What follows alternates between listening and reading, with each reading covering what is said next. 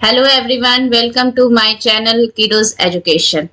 तो जैसा कि मैंने पिछली वीडियो में आपको क्रॉप प्रोडक्शन एंड मैनेजमेंट के बारे में पढ़ाया था कि क्रॉप प्रोडक्शन एंड मैनेजमेंट में क्रॉप क्या होते हैं, क्रॉप के एग्जांपल्स क्या है, how many types of crops, kharif crops and rabi crops, basic practices of crop production, जिसमें मैंने आपको सॉइल प्रिपरेशन, जिसमें ploughing, levelling, manuring and agriculture implements for preparation of soil and sowing of seeds and what are the precautions to be taken behind the sowing of seeds। यहाँ तक हमने आपको पढ़ा दिया था।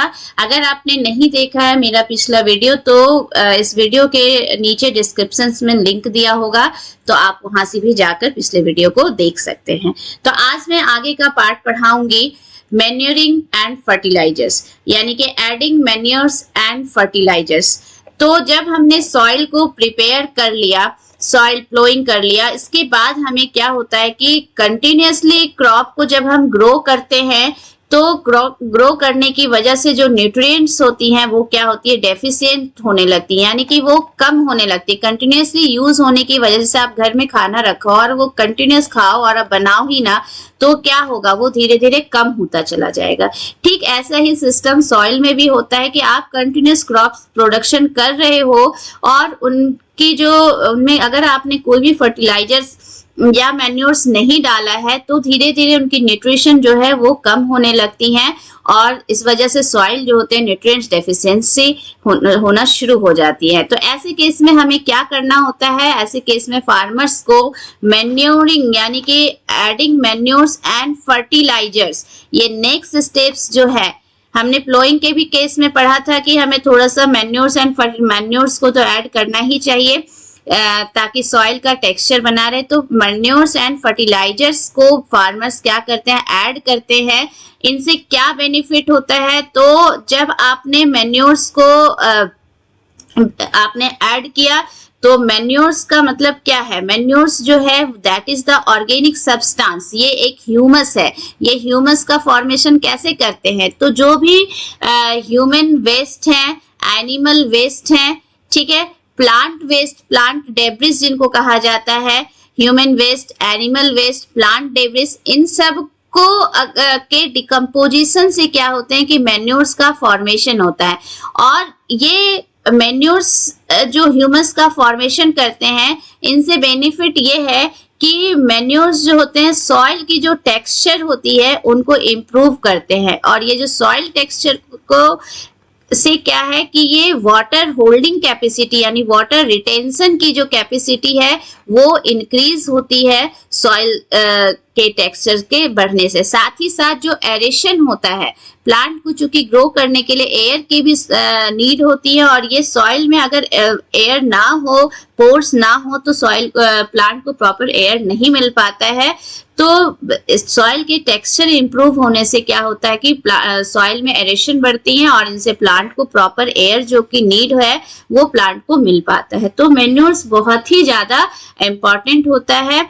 तो जब भी हमने सीड्स को सो किया तो उसके बाद मैन्यूरिंग भी कंपलसरी है। इसके साथ ही साथ सिर्फ मैन्यूरिंग ही नहीं, इसके साथ हमें फर्टिलाइजर्स को भी ऐड करना होता है। क्यों फर्टिलाइजर्स को ऐड करना होता है, सबसे पहले हम समझेंगे कि फर्टिलाइजर्स होता क्या है। तो फर्टिलाइजर्स क्या है, it is the chemical salt और ऑर्गेनिक सब्सटेंस। ये एक फैक्ट्रीज में बनने वाली चीजें होती है जो कि एक सॉल्ट होती हैं या ऑर्गेनिक सब्सटेंस होती हैं। इनमें मेन 3 थिंग्स जो न्यूट्रिएंट्स चाहिए होती है प्लांट को, NPK। N का मतलब होता है nitrogen, P means phosphorus and K means potassium. Nitrogen, phosphorus and potassium, ये 3 के प्लांट को बहुत ही ज्यादा नीड है। जैसे कि हमें ग्रो करने के लिए क्या नीड होती है, प्रोटीन की नीड होती है, ठीक है, उसी प्रोटीन से एमिनो एसिड बनता है, तो ये हमें प्लांट से मिलता है। तो प्लांट को इसके लिए ये प्रोटीन का सोर्सेस कहाँ से मिलता है, तो ये नाइट्रोजन से मिलता है। अगर ये नाइट्रोजन ही प्लांट को नहीं मिलेगा तो हम प्लांट को खाएंगे, उनके जो फूड्स हम लेते हैं तो उनसे हमें प्रॉपर प्रोटीन नहीं मिल पाती। तो ये NPK जो है वो उनको मैन्योर से नहीं मिल पाती है। मैन्योर्स में सिर्फ ह्यूमस होते हैं जो सॉइल टेक्सचर को बढ़ाते, वाटर होल्डिंग कैपेसिटी को बढ़ाते हैं, ठीक है।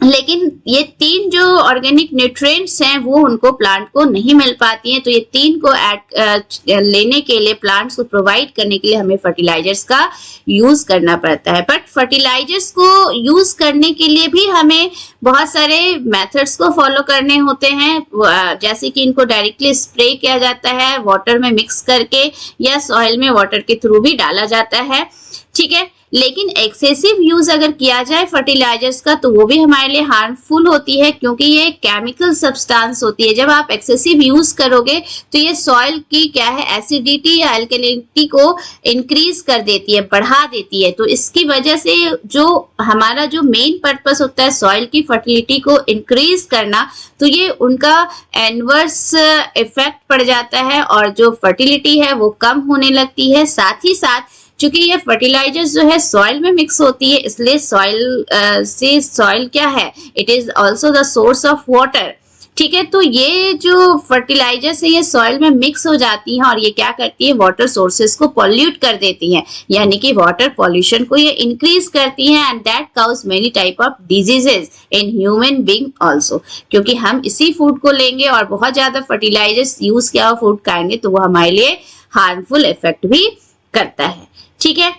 तो जो भी मैन्योर्स या फर्टिलाइजर्स का यूज किया जाता है तो वो क्या है, एक लिमिटेड अमाउंट में, फर्टिलाइजर्स को स्पेशली लिमिटेड अमाउंट में जो भी एडिक्वेट क्वांटिटी चाहिए होती है हम उसमें यूज करते हैं। देयर आपसे क्वेश्चन पूछा जाता है कि what is the difference between manures and fertilisers, तो आप सीधा सा बता सकते हैं कि मैन्योर्स क्या है, it is a humus, manure forms the humus. Manure क्या चीज है, वो एक ह्यूमस है जो कि decomposition of plant waste, animal waste, इन सब चीजों से बन रही होती है, ह्यूमन वेस्ट से बनती है। लेकिन फर्टिलाइजर्स क्या है, this is the chemical organic substance, ये सॉल्ट होता है।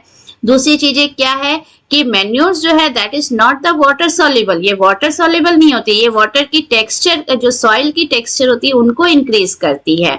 आप देखते होंगे सॉइल की टेक्सचर जो मॉइस्चर होती है उनको रिटेंशन में हेल्प करती है, वाटर रिटेंशन में हेल्प करती हैं। उनमें एनपीके नहीं होता है, यानी कि नाइट्रोजन, फास्फोरस एंड पोटेशियम नहीं होता है, जबकि फर्टिलाइजर्स जो है वो क्या है, उनमें एनपीके होते हैं जो कि प्लांट के लिए बहुत ही ज्यादा इंपॉर्टेंट होता है, और फर्टिलाइजर्स जो है वो वाटर सॉल्युबल भी होते हैं। तो ये दो तीन डिफरेंस आप लिख सकते हैं इजिली। इसके साथ ही एक टर्म आता है हमारा क्रॉप रोटेशन, ठीक है। तो क्रॉप रोटेशन क्या है, व्हाट इज क्रॉप रोटेशन, तो क्रॉप रोटेशन का मतलब क्या है कि जब आप कंटिन्यूअस नॉन लेग्यूमिनस प्लांट को, नॉन लेग्यूमिनस प्लांट का मतलब होता है मेज, पैडी, वीट, इन सब को नॉन लेग्यूमिनस प्लांट कहा जाता है, ठीक है। तो जब आप नॉन लेग्यूमिनस प्लांट को कंटिन्यूअसली लगाते हैं तो ये क्या करती हैं कि न्यूट्रिशन को एब्जॉर्ब करती रहती है, तो सॉइल की फर्टिलिटी क्या होती है, कम हो जाती है, न्यूट्रिशन डेफिशिएंट हो जाते हैं। तो हमने मैन्योर्स एंड फर्टिलाइजर्स को ऐड किया, बट एक नेचुरल मेथड भी है जिससे कि सॉइल जो है ऑटोमेटिक जो न्यूट्रिएंट्स हैं उनको रिकवर कर सकती हैं, वो क्या है, क्रॉप रोटेशन मेथड है। ये क्रॉप रोटेशन मेथड में नॉन लेग्यूमिनस प्लांट के बाद आप लेग्यूमिनस प्लांट को लगा सकते हैं।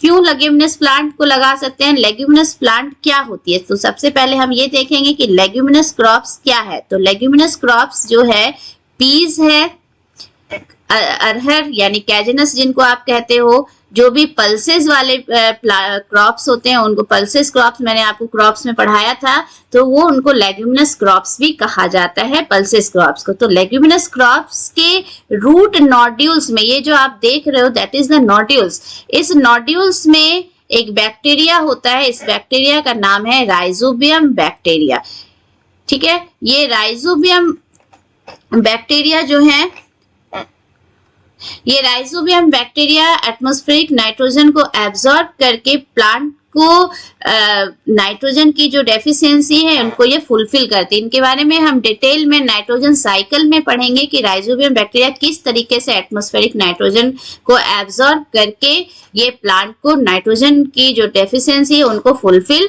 कर रही है। तो ये बहुत ही ज्यादा इंपॉर्टेंट है कि अगर आप लेग्यूमिनस प्लांट को लगाते हो किसी भी नॉन लेग्यूमिनस प्लांट के बाद ऑल्टरनेटली, तो ये प्लांट में क्या है कि नाइट्रोजन की डेफिशिएंसी को दूर करके उनमें ऑटोमेटिक जो फर्टिलिटी है उनको ये ग्रो करती हैं। तो that is known as crop rotation.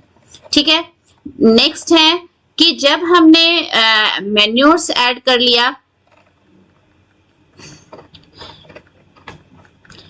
जब हमने मैन्योर्स ऐड कर लिया तो फिर हमें क्या है, इरिगेशन की नीड होती है। तो व्हाट इज इरिगेशन? इरिगेशन क्या होता है?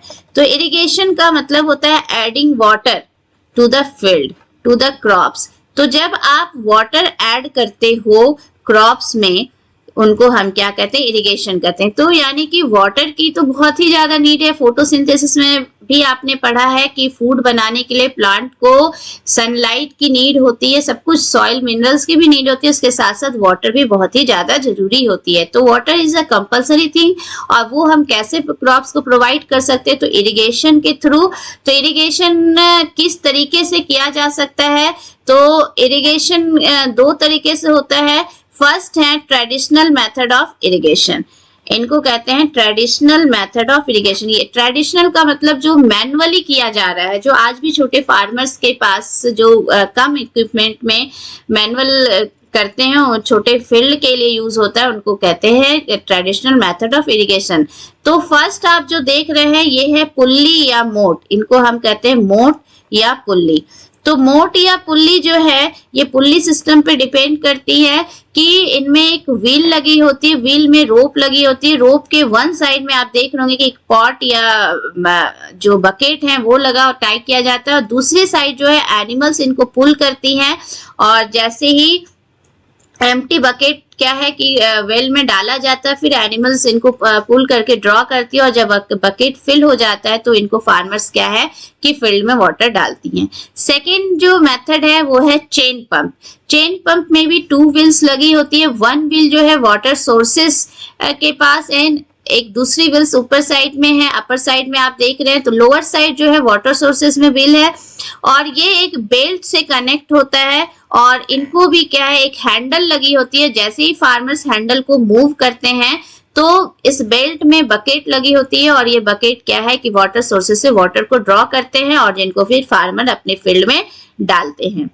थर्ड मेथड जो है दैट इज नोन एज ढेकली, इनको ढेकली कहा जाता है। ढेकली का मतलब होता है लीवर बीम।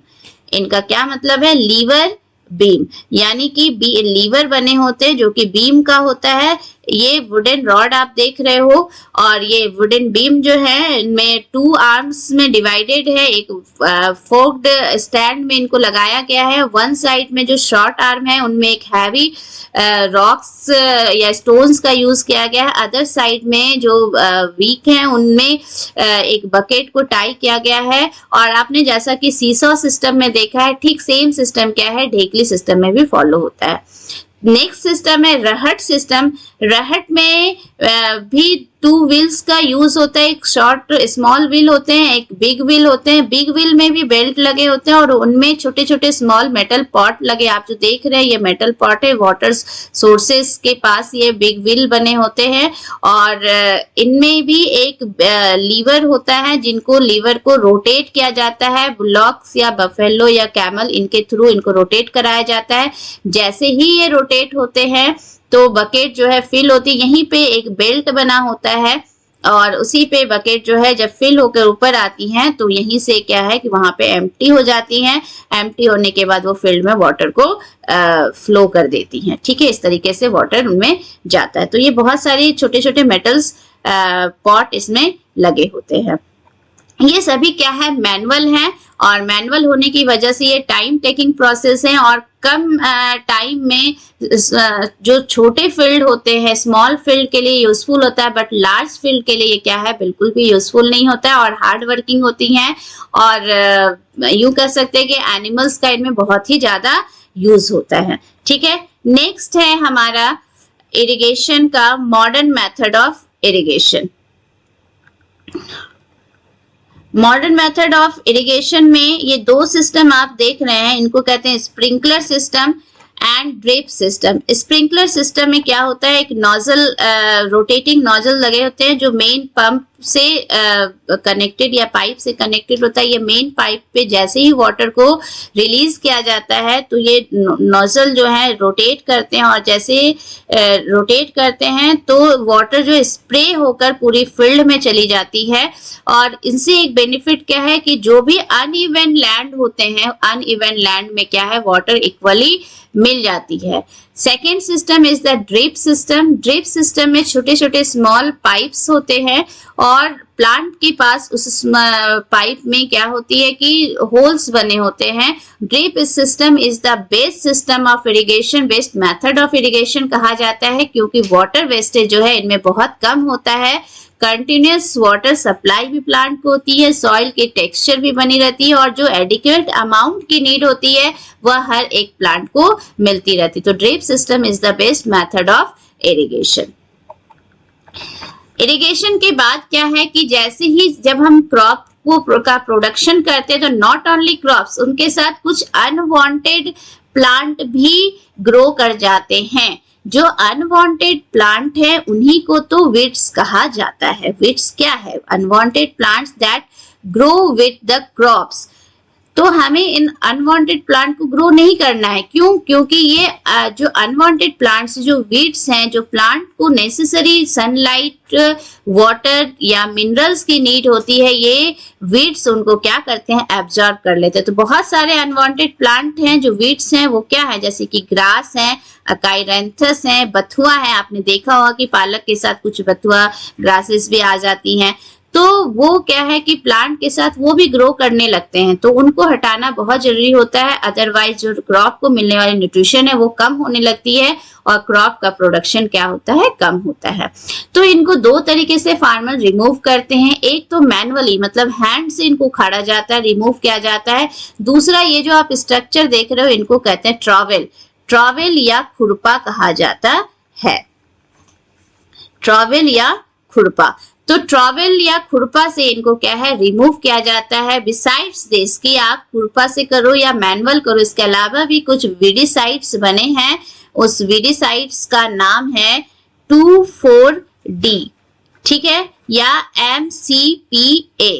तो ये MCPA और 2,4-D वीडीसाइड्स जो हैं ये बहुत ही इंपॉर्टेंट है। ये क्या होता है कि इनको वाटर में मिलाकर क्रॉप में स्प्रे किया जाता है, जिसकी वजह से सिर्फ वीड्स जो है, जो भी वीड्स हैं वही रिमूव होते हैं, वो उनको किल कर देती है और हमारे क्रॉप को कोई भी हार्म नहीं पहुंचता है। तो वीड्स का रिमूवल भी बहुत ही ज्यादा इम्पोर्टेंट है। अब उसके बाद हमने देखा काफी मेहनत किया फार्मर्स ने, और उसके बाद आप ये जो देख रहे हो ये है mature crops, mature wheat crops है कि 3-4 महीने की मेहनत के बाद और इतने स्टेप्स को फॉलो करने के बाद अब हमारा क्रॉप्स जो है वो क्या है कि येलो कलर में कन्वर्ट हो गया, मतलब वो मैच्योर हो गया, वो पक गए हैं। तो अब इनकी हार्वेस्टिंग, हार्वेस्टिंग का मतलब होता है कटिंग ऑफ फूड ग्रेन्स, यानी कि हम जो क्रॉप्स हैं, cutting of crops is known as harvesting. तो हार्वेस्टिंग आता है। तो हार्वेस्टिंग से पहले इंडिया में जो डिफरेंट स्टेट्स हैं उनमें different kind of festival celebrate किए जाते हैं। मेन एंड वुमेन काफी हैप्पी होते हैं, बहुत ही खुश होते हैं, क्योंकि इन्होंने इतना हार्ड वर्क किया इस मैच्योर क्रॉप्स को पाने के लिए। तो इसके लिए वो गॉड को थैंक्स देते हैं। तो जो उनकी पहली क्रॉप होती है वो गॉड को वो डेडिकेट करते हैं। और इसके लिए आपने सुना होगा कि आसाम में बिहू है, कहीं पोंगल, कहीं वैसाखी मनाए जाते हैं। तो ये सेलिब्रेशन जो है हार्वेस्टिंग फेस्टिवल्स के नाम से जाना जाता है। तो डिफरेंट स्टेट्स में ये हार्वेस्टिंग फेस्टिवल्स को सेलिब्रेट किया जाता है। जब हार्वेस्टिंग हो जाती है तो सेकेंड स्टेप्स हमारा होता है थ्रेसिंग। जो सेकेंड पिक्चर में आप देख रहे हैं वो क्या है? थ्रेशिंग कर रहे हैं।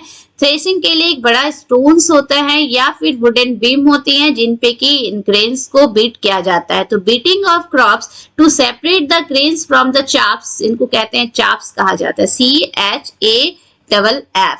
तो इस चाप्स से इनको क्या है? रिमूव किया जाता है, सेपरेट किया जाता है, अलग किया जाता है। That process is known as the threshing. Threshing के ही में जो आप जो रेसिडुअल बच रहे होते हैं, तो उस रेसिडुअल को छोटे छोटे पीसेस में, जो स्टेम्स हैं, जो लीफ है, इनको छोटे छोटे पीसेस में कट किया जाता है। इनको कहा जाता है हे। इनको हम क्या कहते हैं, हे कहते हैं। हे क्या है, एक फॉडर का काम करता है।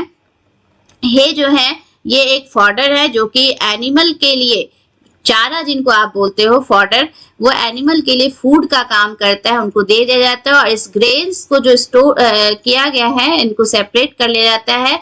और थ्रेशिंग के बाद एक सेकेंड पिक्चर आपने नेक्स्ट पिक्चर देख रहे हैं वो है विनोइंग का, जिसमें कि जो हस्क हैं उस हस्क से, चाप से सीड्स को जो है बिल्कुल, ग्रेन्स को बिल्कुल सेपरेट कर लिया जाता है इस तरीके से। चूंकि ग्रेन्स हमारे हार्ड होते हैं, जो चाप्स हैं, जो हस्क हैं, वो क्या होते हैं, बहुत स्मॉल होते हैं, लाइट वेट होते हैं, और वो ग्रेन्स हैं हमारे हैवी वेट के होते हैं। तो इस तरीके से उनको, आप दो विमेन्स को आप देख रहे होंगे कि इनको एयर के कंटेक्ट में जैसे ही आता है तो लाइट चीजें क्या होती है, नीचे की ओर गिर जाती हैं। ठीक है, तो इस प्रोसेस को हम कहते हैं विनोइंग। इनको क्या कहा जाता है, विनोइंग। तो हमने 3 प्रोसेस देखा, हार्वेस्टिंग, ठीक है, थ्रेसिंग, और थर्ड है विनोइंग। ये 3 प्रोसेस होती हैं, इसके बाद हमें ग्रेन्स मिल जाता है। तो इन तीनों प्रोसेस को करने के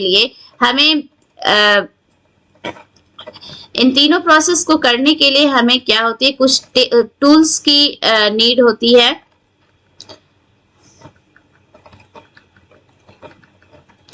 तो फर्स्ट जो टूल आप देख रहे हो इनको कहा जाता है सिकल। सिकल का काम हार्वेस्टिंग करने का होता है। तो सिकल्स का काम हार्वेस्टिंग करने का होता है, ये मैनुअली किया जाता है। फार्मर्स जो मेन एंड विमेन हैं, जनरली विमेन इनमें लगी रहती हैं और वो हार्वेस्टिंग का काम करती हैं और इनको एक जगह कलेक्ट करती है। सेकेंड पिक्चर जो आप देख रहे हो इनको कहा जाता है कंबाइन। कंबाइन में ये तीनों ही काम एक साथ होती हैं, थ्रेसिंग हो रही है, हार्वेस्टिंग हो रही है, थ्रेसिंग हो रही है और विनोइंग हो रही है। और इस तरीके से कंबाइन जो है लार्ज स्केल पे जब फील्ड क्रॉप्स का प्रोडक्शन होता है लार्ज फील्ड के लिए, और जो बड़े फार्मर्स होते हैं, बिग फार्मर्स जो हैं, कंबाइन का बड़े बड़े शहरों में या बड़ी कंट्रीज में आप देखोगे कि कंबाइन का यूज किया जाता है। और कंबाइन से क्या होती है कि लेबर चार्जेस और टाइम सेविंग, ये दोनों ही चीजें हमारी सेव हो रही हैं। तो कंबाइन जो है तीनों के लिए ही बहुत ज्यादा यूजफुल होता है। नेक्स्ट हमारा जो है, जब हमने हार्वेस्टिंग कर लिया, थ्रेशिंग कर लिया, विनोइंग कर लिया, तो अब टर्म आती है, लास्ट स्टेज है, that is known as storage. ठीक है, तो ग्रेन सब हमने कटिंग कर लिया, तो स्टोरेज उनको सही जगह पे स्टोर करना होता है, मॉइस्चर फ्री एरिया में स्टोर करना होता है, ऐसी जगह जहां पे कि ग्रेन्स को कोई हार्म ना हो, ना ही इंसेक्ट से, ना ही किसी रोडेंट से। रोडेंट्स का मतलब रैट्स वगैरह से। तो इंसेक्ट से बचाने के लिए इनको गनी बैग्स में, ये आप जो देख रहे हैं जूट बैग होती है जिनको गनी बैग भी कहा जाता है, गनी बैग्स में एक moisture free air tight room में रखा जाता है। और इनके साथ ही इनके इंसेक्ट से बचाने के लिए इनमें ड्राइड नीम लीव्स का यूज किया जाता है। तो ड्राइड नीम लीव्स जो होते हैं इनको इंसेक्ट से प्रोटेक्ट करके रखते हैं। प्लस ये इजी टू कैरी होता है कि जब भी हमें सप्लाई करना होता है अपने क्रॉप्स को, तो ये गनी बैग्स के थ्रू सप्लाई कर सकते हैं। इनके साथ ही रोडेंट्स को किल करने के लिए, क्योंकि रोडेंट्स मींस रैट भी जो है इनको खराब कर सकते हैं, खत्म कर सकते हैं, खा सकते हैं। तो इनसे बचाने के लिए क्या है कि रोडेंट्स को किल करने के लिए कुछ मेडिसिन का यूज किया जाता है। और ये क्रॉप के लिए हार्मफुल नहीं होते हैं, ग्रेन्स को ये बिल्कुल सेफ रखते हैं और ये एनिमल्स जो भी रैट हैं इनको किल कर देते हैं। नेक्स्ट आप जो सेकेंड पिक्चर देख रहे हैं ये है साइलोस। इनको ग्रेन साइलोस कहा जाता है, SILOS साइलो कहा जाता है। ये साइलो जो है बड़े लार्ज स्केल पे जब क्रॉप प्रोडक्शन होता है तो ये एक सिलेंड्रिकल स्ट्रक्चर्स होती है मेटेलिक, जो कि एयर टाइट होती हैं, मॉइस्चर फ्री होती है। इनमें क्या है कि इनको स्टोर करके ग्रेन्स को रखा जाता है। इसके साथ ही आप ऐसी कुछ चीजें आपने विलेज में अपने नानी घर, दादी घर में भी देखा होगा, जो कि सॉइल की बनी होती है। इनमें एक नीचे होल्स होते हैं, उनको कपड़े से बंद कर दिया जाता है, इनको पूरी तरह से पैक कर दिया जाता है, जो कि मिट्टी की बनी होती हैं, और इनकी लिपाई कर दी जाती है। तो इनमें भी क्या है, छोटे जो फार्मर्स होते हैं, जो पुअर फार्मर्स होते हैं, छोटे छोटे शहरों में, जहाँ गाँव में, जहाँ पे जो फैसिलिटीज नहीं होती है, मॉडर्न टेक्नोलॉजी जहाँ नहीं पहुंचा है, तो वैसी जगहों में ये इस तरीके से ग्रेन्स को स्टोर्स करके रखते हैं। तो आज के लिए बस इतना ही। इसके बाद ये एग्रीकल्चर का प्रोसेस हमने खत्म कर दिया। इसके साथ एक नेक्स्ट स्टेप्स होते हैं एनिमल हस्बेंड्री। एनिमल हस्बेंड्री जैसे एग्रीकल्चर का प्रोसेस चल रहा है, ठीक एनिमल हस्बेंड्री, एनिमल्स रियरिंग को ही हम एनिमल्स हस्बेंड्री कहेंगे कि animals taking care of animals, giving food, provide shelter, that is called animal husbandry। कि एग्रीकल्चर के प्रोसेस के साथ साथ अगर आपने एनिमल रियरिंग का काम किया, एनिमल को पालने का काम किया, किस पर्पज से, for milk purpose, for ploughing purpose, for egg, for chicken, for meat, तो इस प्रोसेस को एनिमल हस्बेंड्री कहा जाता है। यानी कि एग्रीकल्चर के साथ साथ जब हम एनिमल्स को पाल रहे होते हैं, एनिमल रियरिंग किया जाता है, जैसे काउ हमने पाला, हमने बफेलो को रेयर किया, चिकन को रेयर किया फॉर एग के लिए, काउ फॉर मिल्क के लिए, बफेलो बुलॉक फॉर फ्लोइंग के लिए, तो ये प्रोसेस जो होती है यहाँ पे हम प्रॉपर केयर करते हैं एनिमल्स को, उनको फूड प्रोवाइड करते हैं, उनको शेल्टर प्रोवाइड करते हैं, उनका जब बीमार होते हैं तो उनको हम डॉक्टर्स को भी दिखाते हैं। तो हर तरह से हम एनिमल्स का केयर करते हैं, जिस तरीके से हम क्रॉप्स का केयर कर रहे हैं। तो with agriculture when we rear the animals, that process is known as animal husbandry. तो आज के लिए बस इतना ही। इसके अगर आपको किसी भी तरह की कोई भी क्वेश्चन अराइज होता है तो नीचे कमेंट्री बॉक्स में आप उनके बारे में लिख सकते हैं। नेक्स्ट वीडियो के लिए फिर मैं हाजिर होंगी, तब तक के लिए थैंक यू।